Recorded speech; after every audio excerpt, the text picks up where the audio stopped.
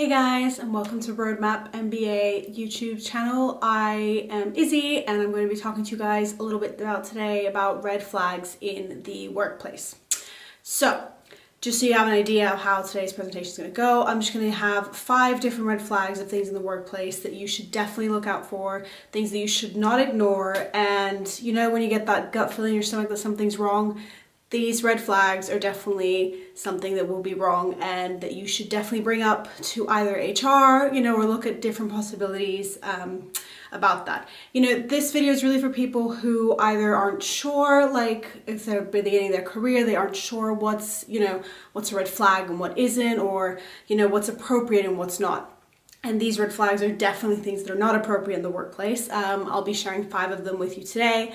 And I think that these 5 are basically kind of just the most important ones. Of course, there's other things that you should look out for, and I'm not saying that everything else is okay, but these main ones I will beg you not to ignore, and I wish that somebody had given me the same advice. So, whether you're new in your career or you've just swapped jobs and you've started somewhere else and you've always had really lovely and positive environments and something's just not sitting right, or you're getting that gut feeling that something's wrong, yeah, this is for you today.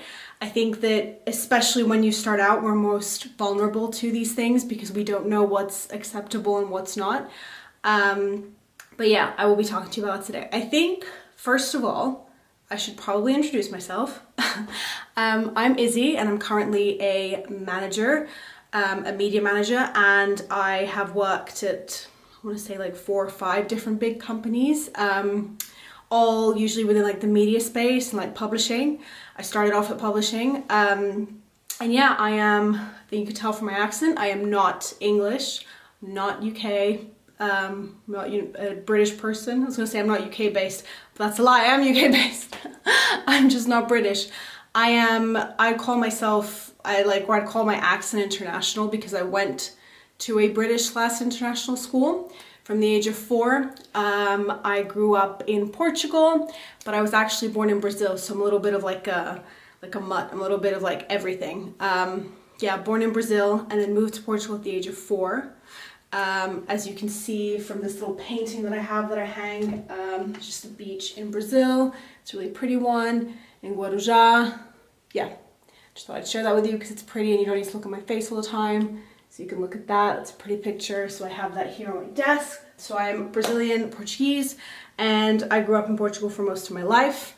I moved to the UK at the age of 18 to study, to go to university. I actually moved to study theatre, and believe it or not, I ended up studying politics. So a very big change. As you'll see, and I'll discuss this later about myself as well, I think I'm someone that just wants to experience as much of life as I possibly can. I think it's a good thing. And so if I feel that something's not working for me anymore in terms of a career or whatever it is, I will make a change and leap onto something else, which I think is really important for everyone to also do. If you think that something's not working for you, make that change. But yeah, so Brazilian Portuguese, grew up in Portugal, then moved to the UK to do uni. I think that's the most basic introduction about myself. I think that something that I really enjoyed doing while I was growing up in Portugal was volunteering. And I think that if you're looking for experiences, whatever those may be before your career, whether it's an internship or traveling the world, I would definitely urge everyone to try volunteering. It's amazing to give back, and there's so many great organizations out there that you can, pick the one that's best suited for you, whether you're more interested in climate change or perhaps volunteering in animal shelters. There is so much for you to do and so much for you to offer. And yeah, volunteering was an amazing experience. I've done volunteering with kids, vulnerable children, to mothers or young mothers in shelters, teaching them English, to actually volunteering for climate change places, so kind of planting trees and bringing awareness to climate change, so just a wide range of things, which again is very much on brand with me. I just love to try different things and find what works for me. I think, yeah, life's too short, right? So yes, I moved to the UK at the age of 18, very young. Was a little baby. I think anyone who's 18 is quite young. but that might be because I'm 27 and then I think in 10 years I'm going to be like, oh, I was quite young. But yes, and I moved to study theater. I was pursuing acting. I actually had a couple of roles throughout high school in, theater plays and things like that. I took it quite seriously. Landed a couple of professional things and then just decided that it wasn't for me anymore. I just wasn't clicking with it. It wasn't working with me. I wasn't vibing with it. When you're not vibing with something, wasn't working for me. So I moved into politics, which some might call a very random move, but growing up I loved to get into political debates and I was always very interested in what was going on around the world, and I was listening to news from the age of 4. And if you don't believe me, you can literally ask my family. They'd find me with headphones, listening to the news and trying to find out what was going on. So yeah, it was kind of a random move, but at the same time it wasn't. So I moved and I did politics. And it was probably one of the best things I've ever done. It was such an interesting course. I may not currently work in politics, but I absolutely loved it. That's another reminder for people that you don't have to end up working in what you do at uni. Most people that I know, unless they did medicine or veterinary studies at university, have not ended up working in the thing that they did.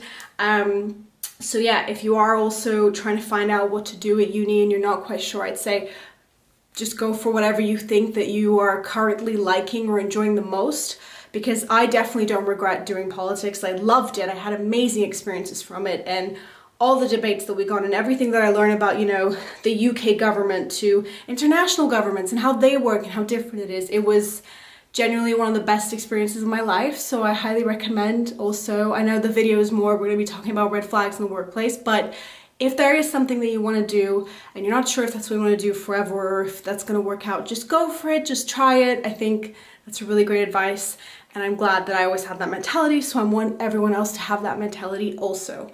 Yeah, so I did politics and it was just amazing. I went abroad for a year to Madrid.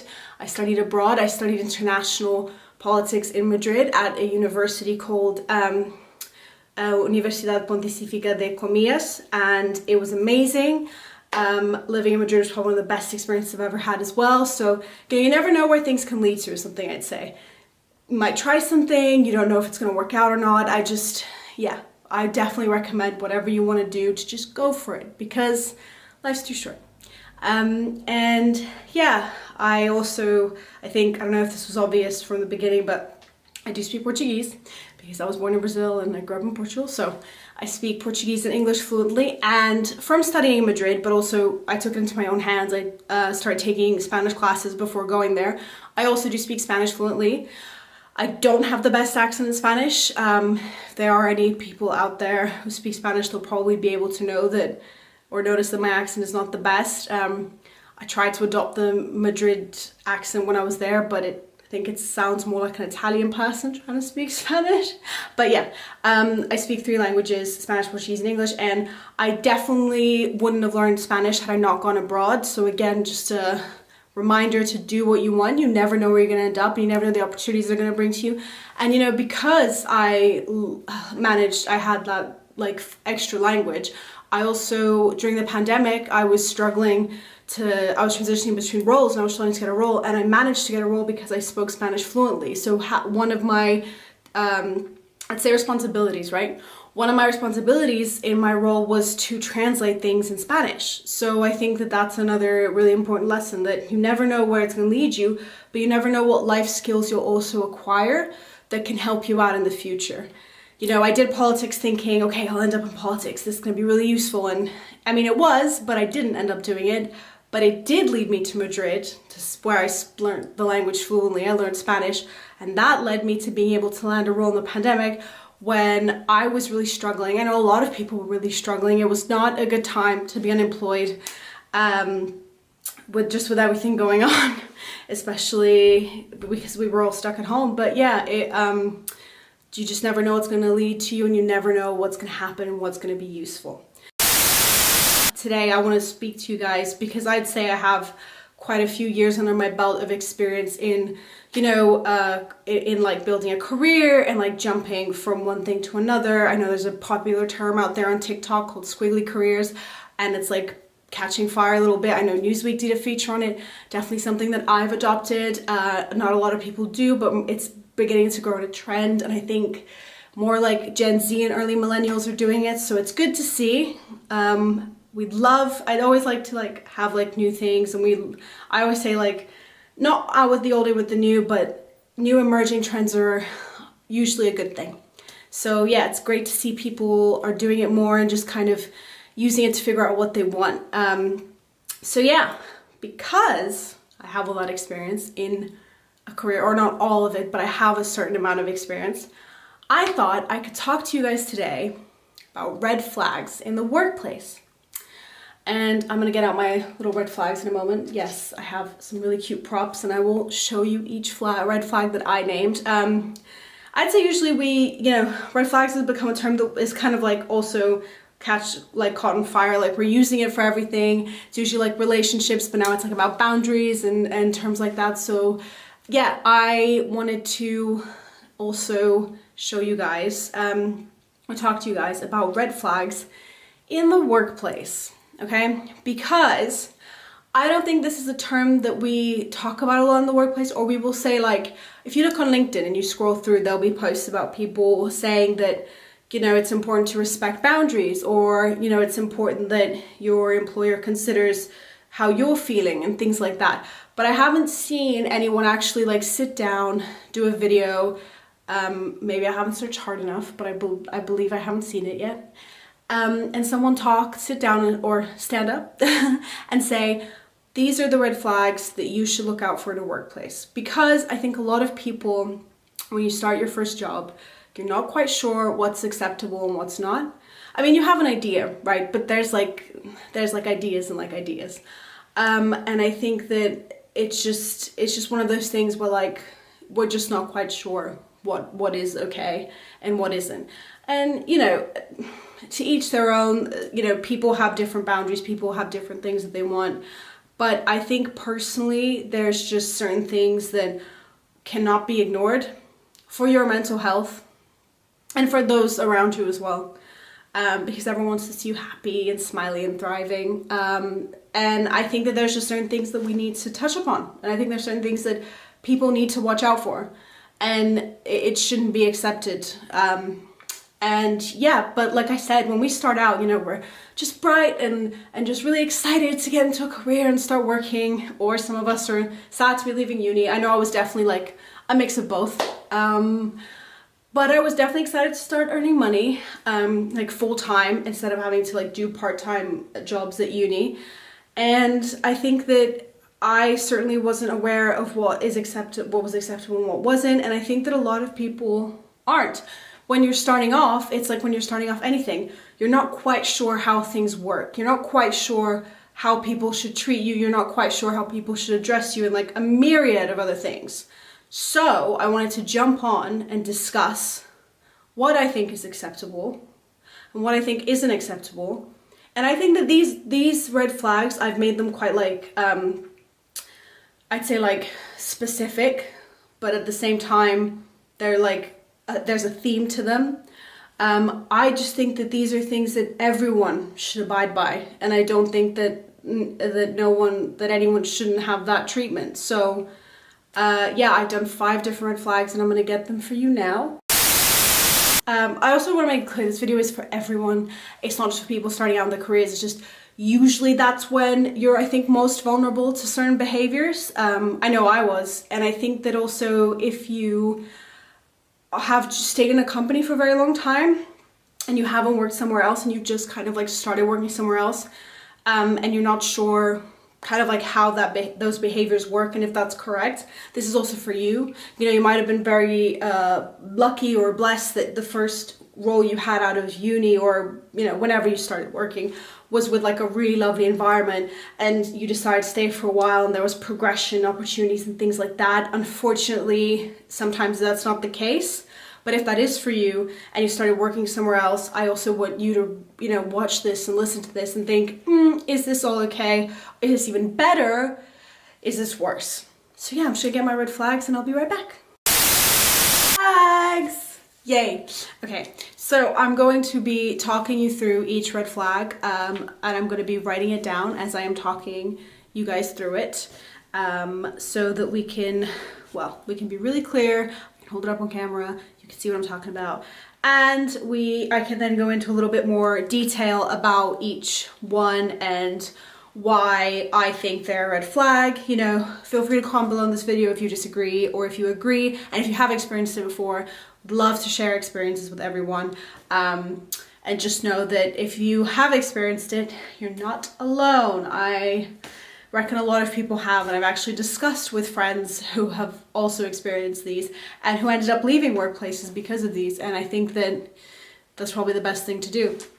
If there's no other solution and nothing else can be solved, yeah, you gotta respect and keep your mental health first. So, first red flag that we are going to write on, I'm going to be writing on my desk, is competition, or pitting you against your colleagues, or like ruthless competition. I'm not talking about friendly competition or anything that's, yeah, I mean, most competition is really ruthless. I've in every positive workplace that I've worked in, there's never been any pitting me against any other colleague. There's never been, oh, well, they did this. And I don't think there ever should be, just to make that very clear. So I'm going to write that down. Ruthless competition, okay? I realize that that's probably the other way around for you, but oh well. Ruthless competition. That's our first red flag that we're going to wave up and we're going to say no to. So, getting into a little bit more detail about what I mean about ruthless competition. I just think that it's not anything that I've never worked somewhere that I've been like pitted against someone and I thought that it was friendly. Maybe there is such a thing as friendly competition, but I think personally, if any time your employer or your superior is saying, well, they've done this much and so you should really be doing this much, and you know, it's a difference between having targets for everyone and specifically pitting you against other people and saying that, you know, well, if you don't accomplish this by this date, that person might get the promotion, or that person is doing better than you, or that person is a better employee, etc., etc., etc. Any type of like pitting you against your colleagues is extremely unhealthy, and I think it does a lot of damage to like your sense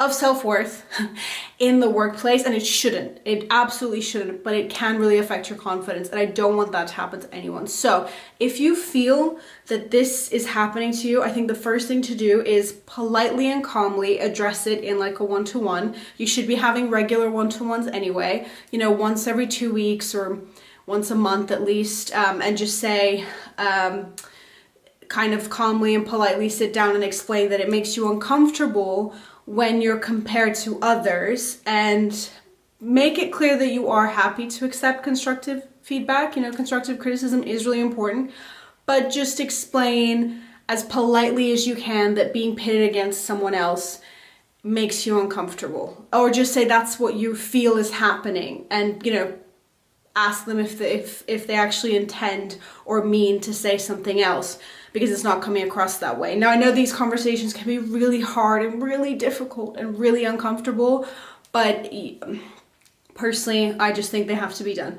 If you are someone that doesn't mind pitted against each other, maybe you work in quite like a difficult environment or quite like a challenging environment, then that's fine. You know, this isn't for everyone. This, you know, this red flag is like what I consider, you know, a red flag. That's what I consider a red flag. That's not what everybody else considers a red flag. That's fine.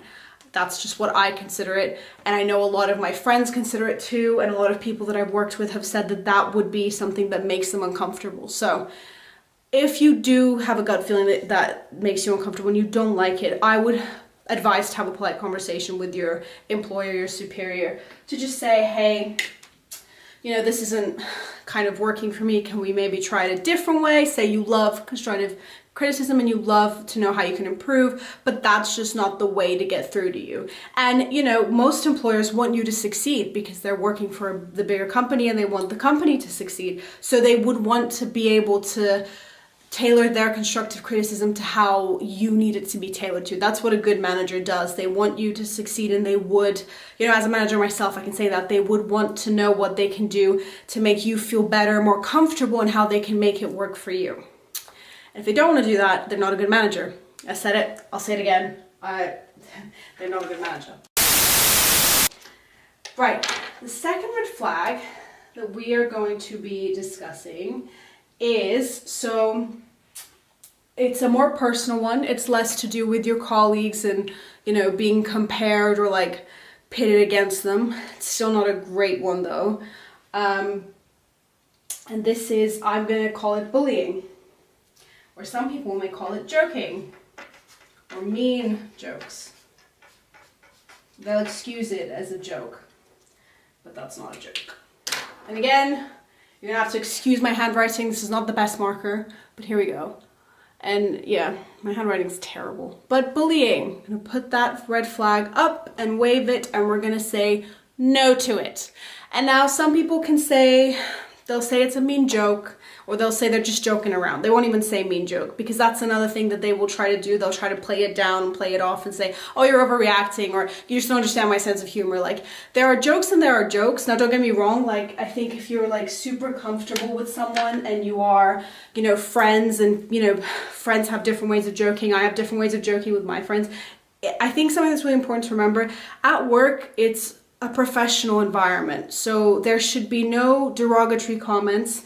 There should be no rude comments. There should be nothing that makes you feel uncomfortable or is offensive. And I'm not talking about you and a colleague who are close friends and, you know, you have that intimacy with each other. I'm talking about an employer or someone who's superior to you making rude comments. And I think that obviously it depends on relationships, and different relationships have different ways of going about, and, you know, subtlety is everything. And I will say that I've had different relationships with my colleagues that other people would have, and with my managers that people would have, and, you know, but I think we're all rational beings. We can all kind of agree on what's acceptable and what's not. Nobody should be making any derogatory comments towards you. I had it made about, I believe it was just kind of the way that it was quite like a sexist comment. It was a joke about if I would, and my manager was a man at the time, and it would be, he was making a joke about me being a secretary or an assistant to him, and he made worse comments about how I should apply on Love Island as a certain profession. I won't repeat them because this is a professional video, but they were very disgusting. They were very, very derogatory comments. And that's what I will say. If you don't have a close relationship with your manager, okay, if you're just like, you know, he's just your manager or she's just your manager, if they are just your manager, and you don't have a close relationship with them, and they're making derogatory comments and you feel uncomfortable, that's enough. You don't need to say or play it off or disguise your feelings or say that you're sure they were just joking. If you feel uncomfortable with the joke, whatever it is, it doesn't have to be an extreme one. It doesn't have to be super derogatory like I experienced or other people have experienced worse. Whatever made you uncomfortable is not acceptable. And I think definitely bring it up with them, depending on the severity of the comment. Of course, if it's something super serious, HR. That's the first thing I'd say, is go to HR. If you have more of an intimate or a more of, intimate's not the word I'm looking for, like a close-ish relationship with your manager, okay? And you can feel comfortable enough to be like, oh, hey, that wasn't acceptable, or the comment wasn't that bad, but maybe they're trying to test their boundaries with you, they're not quite sure what it is. Just bring it up with them in conversation and say, hey, I know you didn't mean it this way. I would rather if we didn't talk about this, or we didn't joke about this specific topic, because these jokes of this nature make me uncomfortable. I think that's the first thing I'd say. And that brings us on to our next red flag, which again is a personal one. Oh, that did not work. Boundaries. They come on the same, I say the same playing field or the same level as bullying, because I think that if you do have, that's the link to it. I think that if you do have those conversations and you say, hey, I didn't appreciate that, I don't like it, or I feel uncomfortable, you know, we're using polite and friendly language and just explaining how it makes you feel, that isn't acceptable. They should then respect your boundaries. Okay, they should respect, I can't keep it up at the same time, that's so annoying. They should respect your boundaries, and they should apologize or say, you know, that's not going to happen again, and then it shouldn't ever happen again. Now, boundaries can come in many different shapes and forms and sizes. It can be, you know, your boundaries about if you're on holiday, you know, you don't want to be contacted, and that is actually illegal in some other countries where your boss is not allowed to contact you outside of the hours, working hours. It's actually a law that passed in Portugal recently, I will say that. Your boss is not allowed, or your superior is not allowed to contact you outside of the working hours. But, you know, boundaries come in many shapes and different forms and sizes. And what I'm saying is, whatever your boundaries are, if you have explained to them that that is your boundary and that cannot be crossed, then it shouldn't ever be crossed. You know, if you've explained to them that you don't like it when a certain thing is discussed, you don't appreciate when a certain thing is said, you don't like, there's just certain things that make you uncomfortable, and they still cross it, that's not respecting a boundary. Now, I'm not talking about, you know, like silly things like, well, I have a boundary not to come into work. You know what I mean? Like this video is very much on things, on issues, on hard, you know, people, when you go to work and you're hardworking and things aren't working for you the same way, that is something that needs to be, you know, needs to be addressed and discussed and looked into. And boundaries is a big one. Whatever your boundaries are, if you've made them clear and you've explained them to them and they're still not doing it, they're not respecting your boundaries. And I think, again, kind of the same with the bullying and the same with the ruthless competition. I'm just gonna wave my 3 red flags in the air. If they're not being respected, the first thing to do, I say, is have a conversation with them. Again, depending on the severity of it. If it's gone too far, if you feel like it's gone too far, that is literally what HR is there for. A lot of people are worried about going to HR. I've been worried about going to HR. I get it, it's a scary thought, and you know, as you know, a Portuguese and Brazilian person, things work in the UK very differently than they do in Portugal or Brazil in terms of like a professional career, in terms of a professional business environment. They work very differently. So I totally understand. And, you know, especially for people who aren't British or haven't grown up in the UK, I understand that going into HR seems like a very daunting prospect. Prospect? My accent is all over today. For me especially, it was very scary because I mean, where I'm from, and it shouldn't be like this, but it's getting a lot better actually. Portugal is, as I said, with the out of office hours being illegal to contact you, they're respecting boundaries more and more. But for a very long time, and especially in Brazil, well, a lot of companies wouldn't really have HR, or it wouldn't be something that was taken seriously. This is Brazil I'm talking about. It wouldn't be taken seriously. And it would have to be something really bad for them to want to do something about it. So going to just have conversations about your boundaries not being respected, or certain language that makes you uncomfortable, is something that would be preposterous to me. And I think that's something that definitely worked in certain people's advantage, and probably works for certain people's advantages, because, you know, there's certain things that we're not sure of. And again, that's why I'm making this video, because I want you to know what's acceptable and what's not. And yeah, I think that don't be afraid to go to HR. I wish someone had said that to me sooner. I wish someone had been like, or I'd seen a video of someone being like, HR is there to help you. That is literally the purpose of HR.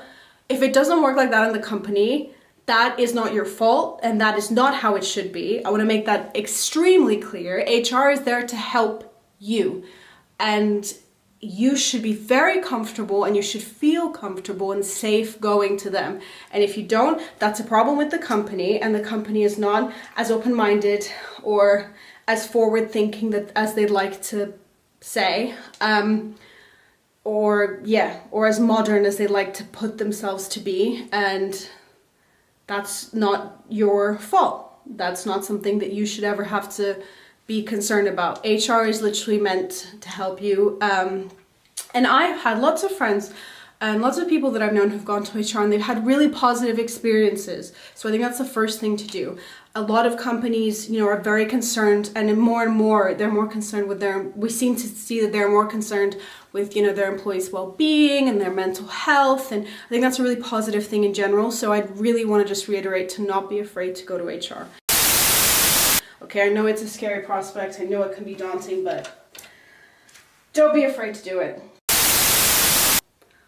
Again, my writing is just really terrible, so I'm gonna apologize for that. But work-life balance. Again, boundaries, it does play into boundaries completely. But essentially, I think that the most important thing that we need to recognize is that annual leave, paid time off, you know, PDO, PTO, whatever you want to call it, it's there to be taken. If you have a specific number of days of annual leave, it's there to be taken. If you have a bank holiday, it's there, you know, for you to be taken, for you to relax, for you to enjoy it. It's otherwise we're going to suffer from burnout, and again, it's not great for our mental health. That's not what we want. But essentially, what I'm saying here is that we need to be careful with this one, because I think a lot of people, when they're going into a new role or they're just starting off their careers, are very eager to work as hard as they can, which is good. It's great. You should be really excited to start your job, but you should be really excited to get your teeth stuck in and working. But it's called a balance for a reason, okay? You won't be your best and you won't be as efficient as you can be if you're constantly working and you don't take any time off. I think that's something super important. And I think that I know of a lot of places who would encourage you not to take time off, or if you do take time off, would kind of be expecting you to be on call or be able to contact you, again, for industries that you don't need to be contacted. But even in journalism and breaking news, you know, people do shifts, people do rotations. You don't always need to be on call. That's just not true. That's not accurate. You know, you don't always need to be the person covering breaking news. There's multiple journalists and there's multiple people for a reason. So yeah, that's the biggest thing. I'd say time off is there to be taken. And if anyone, especially like a superior or a manager, a supervisor, makes you feel uncomfortable or tries to make you feel guilty for taking time off, that's a big red flag. Wave it up in the air. That's a terrible red flag. And that is definitely something that should be brought up in conversation. You know, there's ways and ways to go about it. You could ask,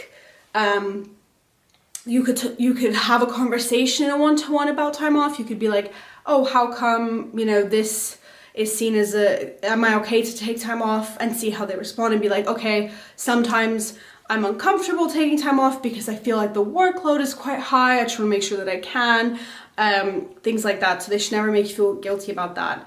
Another big thing is if the workload is too high and you can't have a proper work-life balance.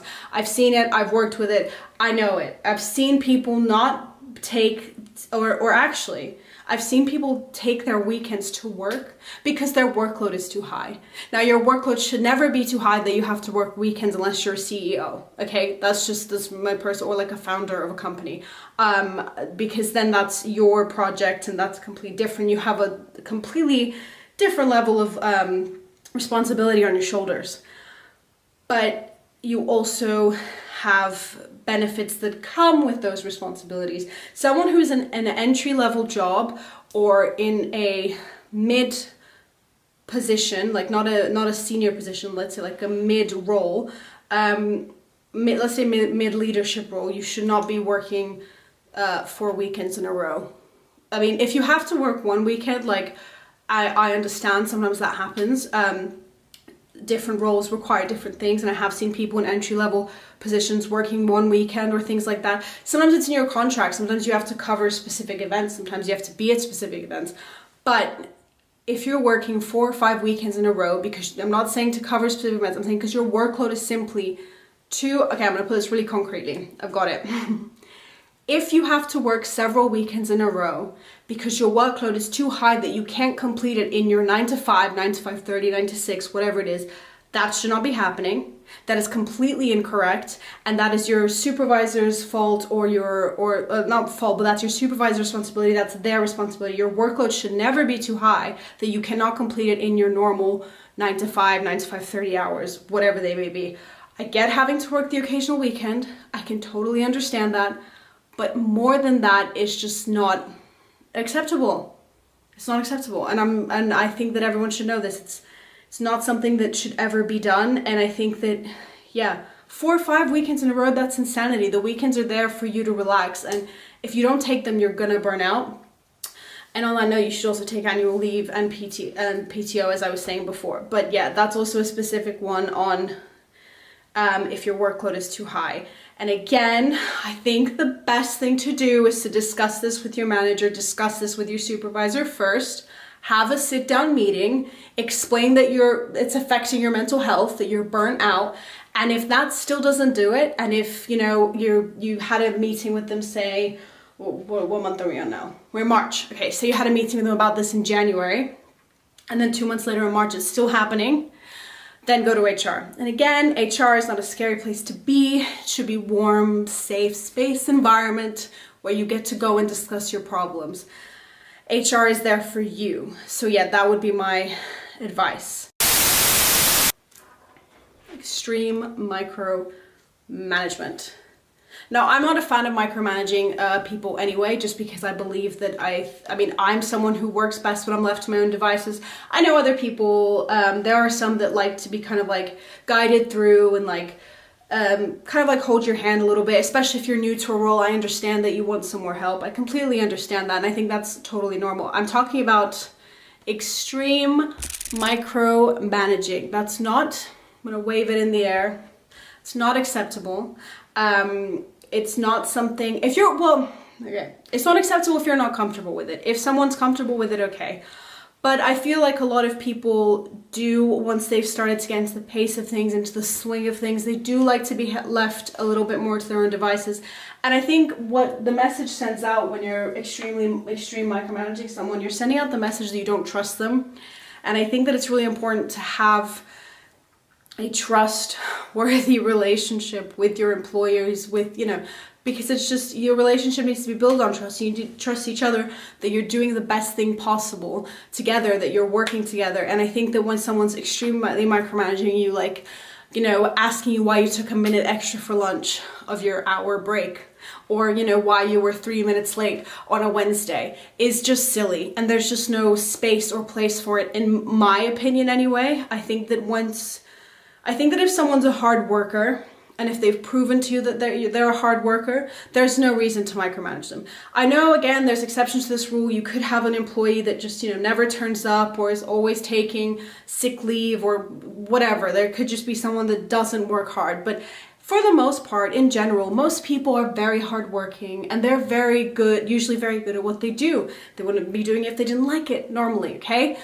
So I think that's my biggest thing is, if someone's a hard worker, they're proving to you they're a hard worker, and you're still buckling down on them for every single little thing, and it's, why isn't this done? It was meant to be done today at 5 and it's 5:01. They might be sending you the email with the task at that exact moment. Or, why did you take 2 minutes extra at lunch? They might have had a phone call with a relative. There's certain things in life that just take precedence sometimes, and it doesn't mean that they're not a hard worker. It might just mean that, the bus was a little bit late. I think that's just the mentality to have. Like, life happens and we adjust around it. And if someone's a hard worker, they're going to get their work done. It might not be at 5, it might be like at 5:05, but they'll get it done, and they'll get it done to the best of their ability, to the best standard they can get it to, which will be a great one. So I think that's something also that's really important. And in general, I really can't stand being micromanaged, extremely micromanaged.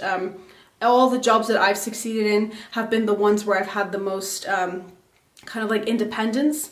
But I think that, yeah, there's something to be said that. However, I do want people to not get this confused. When I do say extreme micromanaging, I do mean literally questioning why you're a minute late. I am not talking about someone giving you feedback or constructive criticism, especially in new roles, because I find also that I need guidance when I'm starting a new role. I definitely need someone to explain to me how it works and help me out and, be there for me during the process. But there's a difference between that and questioning your every single move, or, asking, like, if you have a hybrid working day and everyone agrees to go in on Tuesdays and Thursdays, and you say, I'm going to come in on Wednesdays and Thursdays because I have a doctor's appointment on Tuesday at lunchtime, and they ask you to provide a doctor's, that's the kind of thing I'm talking about, which I personally don't think is constructive to a working environment. And I think that the best thing to do in this scenario is to just kind of try and prove as much as you can how much of a hard worker you are. If you are being micromanaged, just try and prove as much as you can that you know what you're doing and you're trying your best. And I think that if they see that and they're still picking at every single thing like a chicken, then have a conversation with them. And again, all of these red flags that I've discussed, you know, work-life balance, what's this one? Ruthless competition, the bullying, the boundaries, and finally the one that we just spoken about, the extreme micromanaging. All of these can be, I think, should be tried and solved first with a conversation. I think, again, with the bullying, it just depends on how derogatory that comment was, because there are certain things that we should never accept in a workplace. And there's certain things that should, not even a workplace, there's some things that should never be said to anyone, full stop. They just shouldn't. And that's not acceptable. No one should talk to you that way. So I think those straight to HR. But I think that all of these, you know, can usually be solved with a nice little sit down conversation with your supervisor and your manager, and just politely explain how you're feeling. I will say this, if you have gone down that route and you feel like you've had those conversations and your boundaries still aren't being listened to, and there's nothing you can do, then I say, yeah, definitely go to HR. And I think that if HR can't help you, then I would start looking at making your next career move. Because these days, I don't think anybody really questions on your CV if you only stay somewhere for a year, or if you only stay somewhere for like 6 months. And if they do question you, you can just explain that, you know, life circumstances changed. But I think that most people are very aware that you're trying to find yourself in your career, and you're trying to find what works for you, and whether that's because, you know, not the benefits, but the company's morals and values didn't work with you, or the environment didn't work for you, or the actual work didn't work for you. There's many reasons why people would make a jump and not stay somewhere for 3-4 years. You know, there's also the issue of progression and things like that. But I think that, yeah, I would just say never be scared to make a move, make a jump, you know, responsibly, of course, but never be scared to do something in terms of like prioritizing your mental well-being and your mental health first, because you have that for life. That's a relationship that you need to work on and look at for life. And a job, at the end of the day, even if you love it and you really enjoy it and like it's your career, it is still a job. And that's why I made these red flag presentations, because I want people to know what's acceptable and what isn't, because I don't want anyone to ever dread going into work, to be anxious about going into work, to be visibly upset about going into work. That's never something that should happen. And I think that, again, it's a little bit difficult whether you're just starting out your career, or you've worked in one place for a really long time, or, you know, you're not from the UK and you don't know how it works here and you don't know what's acceptable and what's not. I just want you to know, in my experience and in my colleagues and my friends' experience, what we are shared, like little pot of knowledge, what we know is okay, what we know isn't. I want you to take that forward and apply it. And of course, you know, these are my red flags and these are a lot of people's red flags. Doesn't necessarily mean they're everyone's red flags. People work differently, things work differently for different people. We're all very different, and I fully understand and accept that. So if nothing of this resonates with you, that's fine. But if it does, then yes, please take my advice forward.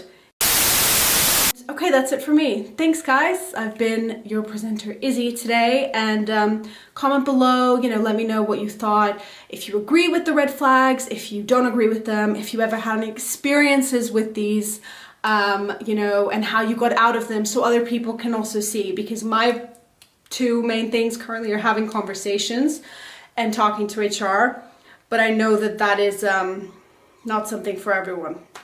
I know some people might be afraid of that, but if you see other people talking about it, not just me, you might be like, oh, okay, so I can do this too. So yeah, that's the biggest thing that I would recommend doing. But yeah, please comment so everyone can know, we can share, and we can all just have a nice little understanding that we're not alone, and that, you know, most people will have experienced this at some point. And it's just nice to know that we're all kind of like experiencing the same things, and that, yeah, we're not, I think the biggest thing is that we're not alone. But yeah, thanks so much for listening to me. Thanks for letting me go off my tangents and tell you a little bit about myself and where I'm from. So yeah, thank you and have a great week.